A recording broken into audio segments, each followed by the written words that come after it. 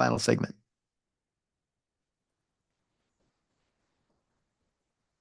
Oh. Welcome back to the KIMI KATO show with Jeremiah. We have our guest today is Mike Yamasaki. He is the one and only Japanese katana appraisal that's outside of Japan. So non-Japanese that's won the champion All Japan Championship for katana, and he's the most probably the most knowledgeable person in the world of katana, Japanese swords, probably martial arts too.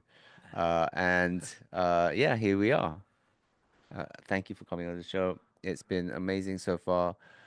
Uh, I'd love to hear more about it. Our show has gone in a different direction because your stories has been so interesting. Well, I like to do anything to help support Japanese culture here in America because I think because of everything, the world's becoming a smaller place, and I don't want um, my heritage to get lost. So I remember when a friend, we were doing a sword show in Las Vegas, said, "Hey, there's this show called Pawn Stars. You ever watch?" I go, "Yeah, I know it." He goes, "Well, Rick wants to talk to you." And I said, "Okay." So I went down to the shop and I met Rick. Hey, it's really Rick. And he goes, he said to me, he goes, "I heard I should talk to you about my Japanese swords." And I said, "Well, I'll look at them for you." So he laid out three swords and he goes, boom, boom. I looked at them and then he goes, "What do you think?" And I said, "Well, this is fake, this is, This is fake. so, like that." And he goes, "All right, now tell me, why should I believe you over the guy I already have? Mm. How do I know who's telling the truth?" So I laughed and he goes, "What?" I go, "Can your guy read Japanese?" Good point. So Rick goes, "How would you like to be on the show?" Nice. So that's how it started. So I did one episode and it was fun, you know. And then for some weird reason, they kept calling me back 15 years later. Amazing. I've done one with Dana White, and met a couple of other interesting people along the way because of this show. How many And do it's you do per season typically? How many swords come through Pawn Stars? it all varies because it depends how many swords and things they get. So it's so funny because so many people think I live in Las Vegas just because of that, right? Because they think, Yeah, I "Oh, was gonna let ask me that. call Mike and he'll come down," So So you're in LA? yes, I'm in LA, So when so he needs you, you gotta fly I out gotta or fly or or drive out drive there, out. one or the other. Yeah. Wow. So it's like they So pause for 2 seconds, say he's on the way and he's coming down, and there's I six know hours in they between. make it seem like I'm like down the street or Yeah, something. It's really funny, but yes, it is. we've done work with History Channel for many things, and provide education and beauty shots for not just Pawn Stars, but I've done a lot of other episodes that they did on Japanese swords. So half the time you don't see me, but you'll see our items Mm. on there, and then we provided the information for it. So, like when last Samurai came out, History Channel did a 2-hour special on Samurai, the guns and all the swords and beauty shots. Those are all our stuff on there, and then we also did choreograph for the seppuku scene and things like that. So it's really weird. In Japan, I'm famous for winning the national championship. All those sword people know I did that. And in America, I'm famous for being on Pawn Stars. It's really weird what is important to people, you know. Mm. So What do you want to be known for? How would you phrase it? How would you like? I would like to be an educator in Japanese sword and sword history. Um, what I hobby now used to be swords, now it's become my business. But now the hobby for me is study about Japanese karate and budo history.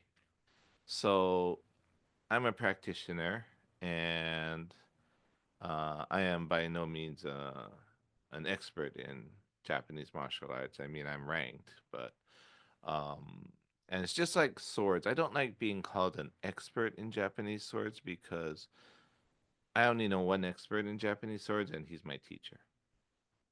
So Mm. he's the expert as far as I'm concerned. Did you say I his name? Tanobe Sensei. Okay. Everybody knows Mr. Okay. Tanobe. Tunnel. And he was the chief judge for the certification department at the Japanese Sword Museum. And he's known around the world in various museum circles, and everybody knows him. I mean, he's good. He's the best. And I couldn't ask for a better teacher. In fact, his students, we have the most victories in the national championships than anybody else's school. So we're proud of that, to bring a little pride to him, even though we'll never be as good as him, you know. But I meet so many people who have trained now. It's been like 50, 60 years since, 70 years maybe, since Japanese karate has come to America. Judo's been here forever, kendo.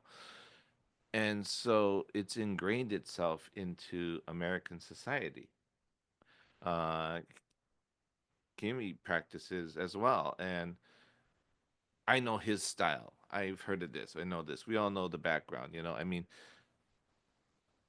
you can't talk to anybody who doesn't see Cobra Kai or The Karate Kid. I mean, you know, right? I mean, it's a part of American culture now. So it kind of went its own way from traditional Japanese karate to an American version of Japanese karate. And I just went to the Japan Karate Association's World Championship, which is also held every 3 years or so. And 2,000 competitors from around the world were there. And these are the people who had to qualify to be there. So it's no longer a Japanese thing. Just like sushi is no longer a Japanese thing. Well, Long time ago. just like baseball's no longer an American thing. Mhm. Exactly, you know. So years and years ago, I remember when people, you want to eat some sushi? I don't eat raw fish. Yuck. Oh yeah, yeah. No, I remember when I was a kid, but I was at school and in England, and we were talking about, the teacher was saying, "Well, Kimmy, what did you have for breakfast?" And I said, "Seaweed, seaweed soup, wakame soup." And everyone went, "Ugh." Yeah, exactly. Now I take groups of six. I had 16 people a month ago in Japan, right? I take them and I do sword lectures and take them around to meet and study. And we have one of the most highly educated groups there, but it's also a food tour in a sense too. Mm. So we know the greatest places to eat. So my group loves tuna. They love unagi. They love, soba, yakiniku, everything. Have you been on that tour, Kimmy? Have you been invited? Oh, not yet. Well, this is what's interesting. So I pointed this out to the people. Japanese have always been very good at this. They don't pretend to be this. The guys who pretend to be this are the ones that are not that good at it. So if you want soba, you go to a soba restaurant. If you want sushi, you go to a sushi Yeah, restaurant. You want yakitori, you go to yakitori. You don't go to one place like here in America and they have everything. beef teriyaki, sushi, tempura, da da da, right? So they take pride in being good at one Yeah, thing. Swords are the same way. The guy I who like makes the that though. swords makes swords. The guy who makes the suba, the fittings, makes the fittings. The guy who makes the wood casing makes the wood casing. It takes anywhere to 9 people to make a complete sword with the fittings. What do you hope comes from? What do you hope the future is for this craft, for this traditional, beautiful expression of Japanese art and history? Where do you hope it goes? Well, I hope it stays alive because if nobody cares about something, then it becomes trash. So it's like when the GIs brought back a lot of Japanese swords, or people brought, they didn't understand the importance of it, or that somebody took their soul and put it into this piece, and they left them in garages, they let them rust, they hit poles with them, and my friend actually drove down the street one time just out of chance, and he saw a lady throwing the sword in the trash, and he stopped and he said, "Can I buy that from you?" And she was like freaked out because she was like, "You can have it. I just threw it away." And it was real? Yeah, it was a real sword from the 1600s. Ooh. Yeah, I I wonder mean, if there are people out there that don't know what they have. Well, there's a lot of that. That's why we offer free appraisals. Right. But this is what I'm afraid of. So I have a sword that's from the year 1100. I'm afraid that if it's not in the proper hands or somewhere, it's going to end up in the trash. That's a fear I have. And people, it's ignorance. They get a first edition Colt. It's just a gun. They don't understand it has historical ramifications, right? So they just abuse it and whatever and take parts off it and whatever. Cars are the same way. We see so few older cars now.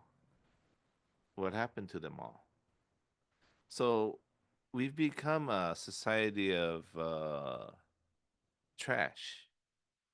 Mm. Everything is disposable. You don't make good tools anymore.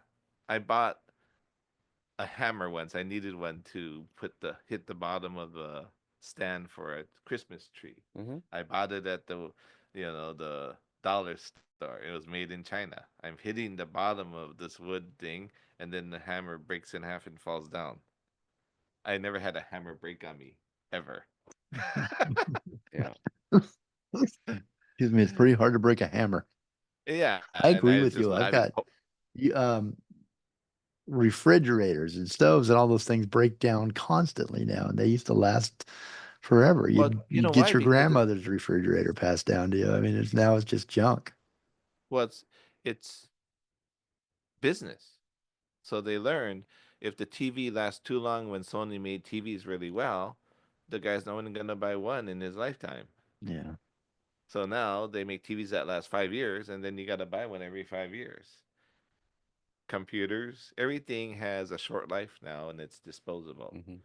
So I have a sword that you just saw that's made in 1350, and it's still going to be here after I'm gone as long as somebody takes care of it. that's And it still incredible. cuts the same way that it cut in 1350. Incredible. Incredible. Yeah. So it's not just teaching about swords, it's teaching the next generation about things of value. It's not trash. So, how to appreciate something of quality instead of something that's mass produced. You don't buy tools and you buy a new screwdriver every 3 months because the other one broke. I have tools that are 50 years old and they're still as good and they're going to last forever. You don't make trash out of stuff like that. Mm-hmm. And we tried to ingrain the basics of things where everybody doesn't need a lawyer anymore. You trust somebody on a handshake. Yeah, wouldn't that be nice? Let's go When was back the to last that. time you Let's go saw back to young that. young people open a door for somebody or help somebody across the street or things like that? And you see somebody fall down and everybody's videotaping them with their phone. They're not calling for help. So my group that's part of our nonprofit got sick of the new culture that lost some of the old good stuff, and we're trying to use swords and samurai as a way to bring back the respect On and yeah, dignity. yeah. Exactly. So you want to eat good food. Well, why is this food better than that? Because this guy takes pride. He doesn't cheat. You go to a place and they put like, tons of wasabi in the fish and everything. Well, there's a reason for that because it's not good fish or it's bad. And I take somebody to eat really good sushi once, and then they said, "Oh, this is not like what I had before." You know, it's like my friend who came from Japan, and I go, "Let's go eat Mexican food." He goes, "No, I don't like Mexican food." I go, "Why? Where do you eat at?" He goes, "Del Taco." I go, "That's not Mexican food." That's not that's not even food. Yeah, you see what I mean? It's like that, right? So I don't want people to hate Japanese culture because they ate at Yoshinoya. Mm. You know, that's not what Japanese culture is about. Japanese culture to me is a special kind of pride in the people that take something and make it better. And it doesn't matter how much hard work it takes to do it. It has to be correct. Oh, I if I could cut corners, I can make $5 more. No, that doesn't make it good. So this piece here, this is a migaki. This is used to burnish in part of sword polishing. However, just to make this piece takes a lot of skill because it has to be a certain shape, certain hardness, and it takes forever to get this because it's so hard. Mm. So it probably takes the guy about 6 months to make one. Just a piece of metal. Yeah. Yeah. Well, it looks like a piece of metal, but obviously it isn't. No. So, you know, Wise words. right? Yeah, You thank know. you. So you go to a Japanese restaurant that you like because why? What's This your is this is an actual question I'm getting. yes? Why do I go? Why? I go because of when I go. I would say most restaurants I'll go because I like the staff.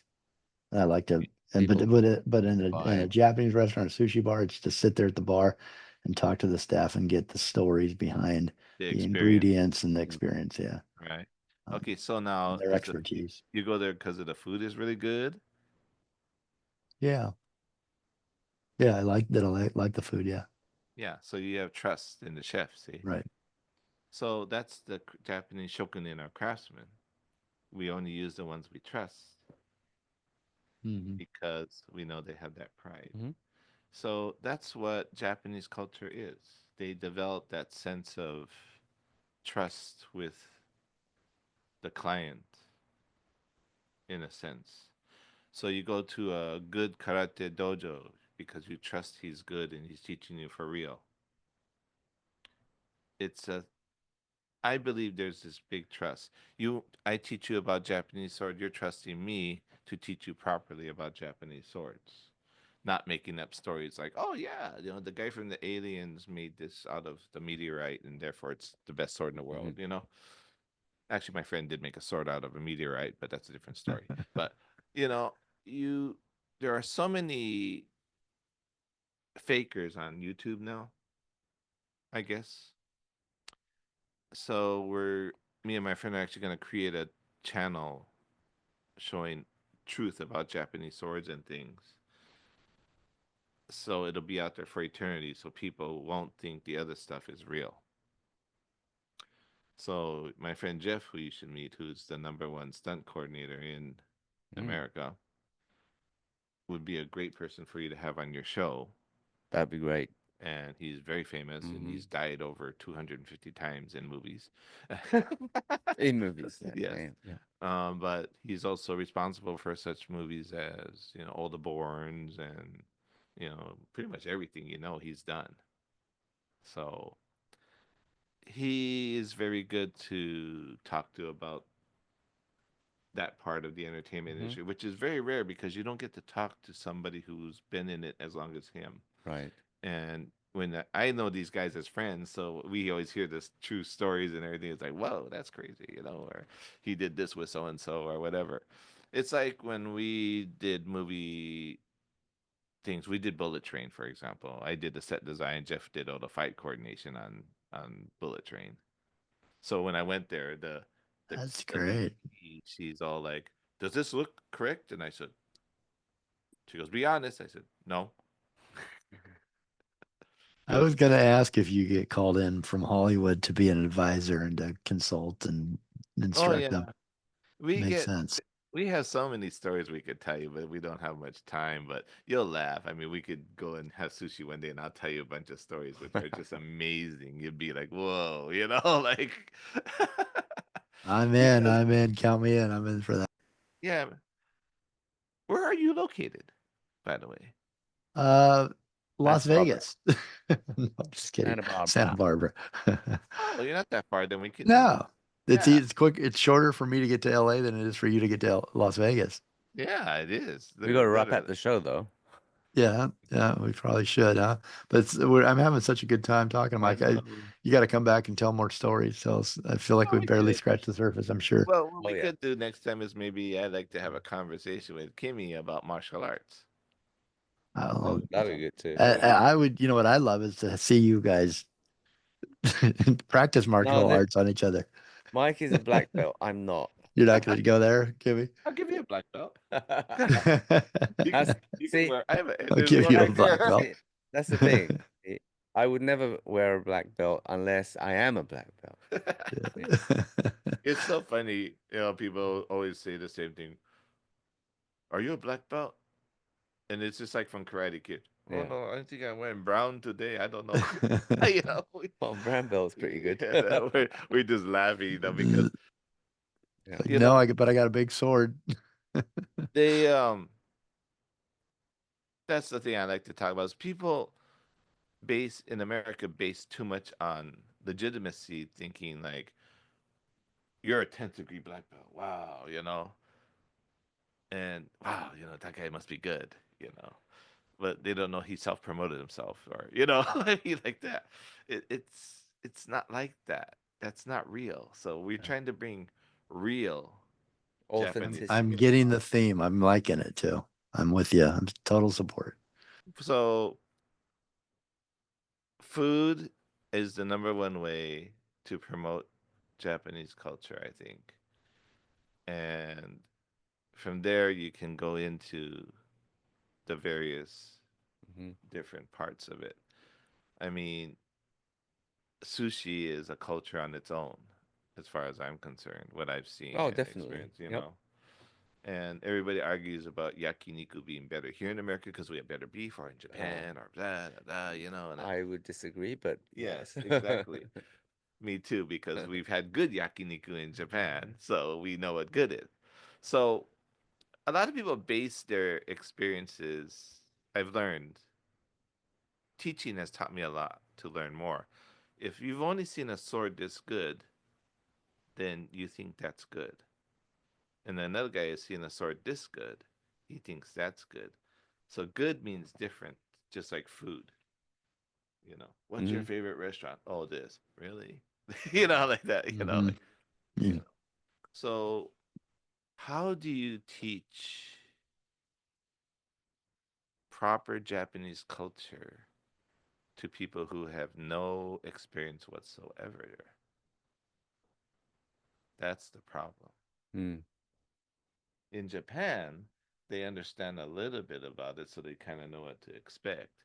But in America, they only know what they see in movies or read on the internet or something. So, hey, I'll you tell want you to? how you tune in each week to the Kimi Kato show. And I'm serious actually about that. I'm not making a joke that, No, well, that's like having actually you on, right, true. Mike? This is a conversation I probably would never have in my lifetime or never think about, but I'm thinking about new things and I've been exposed to new things and now I've got interests in the things that you're talking about. I think Kimmy really brings some great, not only guests to the show, but topics that have really, I feel we talk about something, and then I start to see these things during my week, and I follow them or I watch them or I read about them. I'm more interested. So I think you just did that today on the show really well. See, like this tanto that we showed here, this was actually made in Manzanar Camp in 1943 by the camp blacksmith. This is one of four pieces that were made, by secret Mm. in the camp. He actually made the car parts and the tools for the camp. And how This was guy. that found? Oh, so I bought this from a Marine captain who got it from one of the guards that Mm. was at the camp. And apparently, I met the grandson, and they said that he gave one tanto to a guard who was really nice to him. And so this is that piece. So since my mother was in that camp, I'm passing this down to my children. And it's So your I don't know if it's a household good treasure. good keepsake, but it's of a time that shouldn't be forgotten. Mm. Does that make sense? Yeah, totally makes sense. And when they asked, they had one of those stars go onto the streets about ask a question about history and stuff. They asked them, "Hey, do you know when the what war was it when the Japanese were interned in camps?" And most people said the Vietnam War. It's kind of sad, right? Yeah, I only learned about that when I was like in college. Couldn't believe I'd never heard about that until then. Well, the government really kept tabs on it, and they Yeah, kept it out of the history books. yeah, they did because I didn't. I honestly didn't hear it till my mid 20s, and I thought it was so disgusting. Well, it's really funny because I actually saw it a little bit of it in my daughter's history book for the first time. I was like, oh, it's actually acknowledged in there. In fact, I'm meeting somebody next week who's also a karate person, Mm. um, who is a curator at the World War II Museum in Louisiana, in New Orleans. And she's going to interview my aunt and my mother for they're doing a camp section. So they're going to preserve these recordings over there.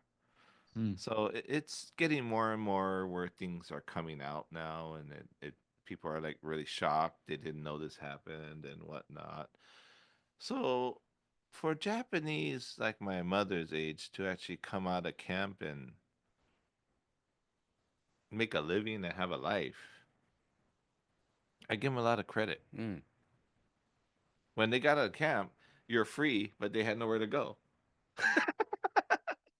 Everything was confiscated. They had The nothing. Their land. home was Yep. gone, everything. So, hi, Kimmy, you can go home now, or get out. You're free to get out of camp. Well, where are you gonna go? It's horrible. Well, nobody would hire Japanese, obviously. So they ended up going to Utah and a chicken farm. And my aunt, my mom, and my uncle job every day was to take a butter knife and scrape chicken poop off the eggs. Mm. it's it doesn't even seem real that that's what they did, you know. But that's Japanese American history. That sword stand up there, Mm. Kimmy, Yep. that's the only known sword stand made in Manzanar. All right, and any camp. Oh wow. It's made out of Manzanite wood. So they held on to their culture in camp and they just hid it. But they actually held on to the culture. And my one friend's uncle was one of the ones he got sent to Japan back, and his brother stayed here. So it was really weird. They were on both sides of the war. Mm. But it's what helped make me what I am today, where I tried to preserve what might have been lost here. I guess that's a good way to put it. I didn't become one of the big three that the Japanese American parents always wanted: a doctor, lawyer, or an accountant. The work you're doing is so important, though, as you But just described. well, I hope so. And by doing museum exhibitions, it's a good way to. I did LACMA, and in 4 months we had 46,500 people. So a lot of people got exposed to that. Just tells me that there's a interest and Mhm. it's an awareness, right? Yeah. So you're an event in Spokane coming up. Do we give out those dates? I think we did that off air. We didn't do that on air here. We should give out Uh, have everybody. We've got a lot of listeners up in the Pacific Northwest. so it'll Should be come at by. the Northwest Museum of Art in Spokane. I believe you can see the exhibition up. There's going to be two. We're doing one of the two. And February for sure you can see both of them for about 3 months or so. And it's a very nice little museum, and we're putting up very high grade swords, everything from the year 1000 all the way to modern day. And I actually have a very rare piece that I just acquired in this last trip to Japan, and it'll be seen for the first time in public. Mm. So Little tease there. You got to go see it yeah, if you're in the yeah, area. When is yeah. it again? February 2025. Yes, next year, Next year. 2025, from February for about 3 months. If any of our listeners are interested, please do go have a look. Will you be there? No. I will be there Mm. for the grand opening on the 18th of January. 18th of January it And is. then I think Right. they're gonna shut it down to finish the other gallery. Right. Yeah, and then I Mike, will where can bend. people find you? Where can people that are listening that are interested right now, where can they find more? Well, I'm actually going to be at the Las Vegas show the weekend You'll actually after. be in Las Vegas. Yes, I will actually be in Las Vegas and I will go to the shop, but I will be at the Antique Arms and Armor show. And we have a special section in there just on Japanese swords. And I bring a sword polisher and a habaki maker and a couple of guys of friends of mine who will do some cutting and EI. And I will do a small lecture there as well. So I believe it's the last weekend of it's Friday and Saturday only of the last weekend of January In Vegas. in Las Vegas at Where is it? the Westgate Hotel. Okay, Westgate Hotel. What's it called? It's the Antique Arms show. It's actually ironically the longest show at trade show actually in Las Vegas. So it's still going on. But Well, if any of you want to meet Mike, he's going to be there. And if you want to check out more about Mike, do watch the YouTube channel of History. Is it History well, you just channel? type in Mike Yamasaki and Pawn Stars and they all come up. Yep. Do All check the it out. episodes will come up. I got all seasons on Hulu. But if you just want to see my sword stuff, just type that in. And then I think we'll get our website up in about 3 months. I'm trying to figure out how I want to really do it now with all the new technology and everything. But I've been so busy with these exhibitions and everything. Um, I actually will go to Las Vegas this month to the shop. And every time I go in there, I have to say hi to people, and then I go in the back and hide. So, what is the question? Oh, I can't end the show like this, so I'll have to ask you off air. Oh, okay, It was okay, a silly one. I was just going to okay. ask you if you knew Rebecca Romney, Oh, I never the met her. bookseller. No, I never met her, but my friend knows her really well Yeah. and stuff. I mean, I hang out with Chum. In fact, I go eat sushi with Chum. Chum loves sushi, and I'm feeling Chum could eat some sushi. yeah, yeah. And he's a great guy. I mean, he's changed a lot through the years I've known him. So, Yeah, it seems like he's all the gotten guys are great. healthier. Yes, he actually his new girlfriend is very conscious about his eating habits. So, he's done a lot better Always, now. always good to have one of those, somebody looking out for you. Oh yeah, definitely. Um, I hope that the listeners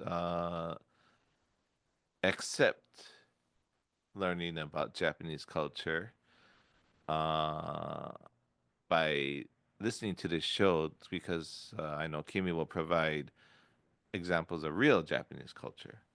So don't always follow what you see on YouTube or the internet, but go to what our genuine sources. I guess is what I'm saying because real Japanese culture is fantastic, and I'm still learning about it myself. And every time I go to Japan, I pick a new spot, and it's fantastic. That's all I can tell you. Mm, So please thank you. watch this Yeah. show, and Yeah. you know, And thanks for your time, Mike. so Really appreciate it. I think that's all we have time for today, but I think we just barely scraped the history and the depth of the Japanese samurai swords, katana. But thank you so much. I think it was an amazing talk show today. I couldn't even say anything because it was just I just wanted you to keep talking, and it was just fun time. The last time I was here, I think I was here for like 5 hours, just having you show me It's your happy some spot, huh, Kimmy? some of the some of the historical source that was from what 100 1,000 years, yeah, years, yeah, yeah. 1,000 or 1,000 1,300, and it's here in LA. So I am just completely mind boggled, and just seeing these swords, and it's not just one or two. I'm seeing like tens, and he's only showing me some of his very, very small collection. So he has probably a ton back in the vault. But you know, thank you so much for the time Thank you, again. Mike. It's just been a journey again, and I'm looking forward to speaking to you more. Well, we have to eat together, Yeah, all of us. Okay. and You don't have to ask me yeah, twice. yes, and about I'm eating, there. it's Jeremiah. My specialty. Yes, Yeah. See, there we go. yeah, Right. he, So And we're I gonna. agree with you about breaking, being at a table together and in person, and that food is the opens the gate to so much more. Well, anything when you have people who are different class levels and professions, it's even at the table. That's what we do. My rule is everybody's equal. When we look at swords or when we eat, that's my rule. Otherwise, you leave the group. Yeah, get It's rid of them if they're it's not. nice. It's nice Kimmy, to what are talk. we gonna listen to on the way out? Because is it Ice Ice Baby again? Can we play that again? no, no, No, no, no, no, no. We no, have. no. Do you want to introduce the last song? What song did I put? Oh, is uh, what a wonderful Oh, is it? o- Oh, no, over I the think, I over think, the rainbow or no, I whatever think you is. were the Linus and Lucy. Oh, Linus and Lucy was the Linus. end. We could do that, or Or we can do Over the Rainbow. over the rainbow is Is good it because that was my father's somewhere, choice. somewhere over Over the the rainbow? rainbow by Yeah. Is, and that was You my got it. father's favorite Kamaka song. Viva Ole. That song Yes. is good. Yeah. What a great way to end the show. I love it. Thank you so much for listening to the Kimikato Show. Another great guest today by Mike Yamasaki, talking about Japanese swords, Japanese samurai swords, katana. He's a specialist in that zone. Uh, Thank you again for listening. Thank you, Mike, for coming onto the show. Thank you, Jeremiah, for a wonderful host. And thank you, everyone, for listening to the Kimi Kato show. I hope everybody has a lovely Christmas vacation and getting ready for the new year. Thank, Okay, then on thank you that guys note, for having You me. got to do oh, your thank you so sign off, much. Kimmy. I look Oh, forward to it every yeah, week. absolutely. I was going to say, go kigen yo to everyone.